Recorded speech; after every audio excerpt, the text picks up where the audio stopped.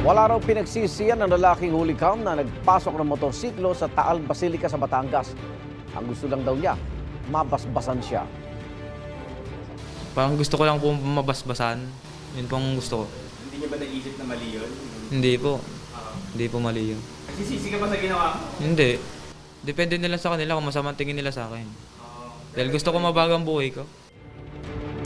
Bukod sa pagpasok ng motorsiklo, umupo pa ang lalaki sa pwesto ng pari sa altar, pumalakpak at nagtaas pa ng paa. At sa pulisya, dinala ang lalaki sa presinto ng ilang concerned citizen. Mami daw ang suspect na gumagamit siya ng marijuana na nabibili online. Maharap ang suspect sa reklamong paglabag sa Article 133 ng Revised Penal Code o offending the religious feelings. Sinisika pa ng GMA Integrated News na kunin ang pahayag ng pamunuan ng Taal Basilica kaugnay sa insidente.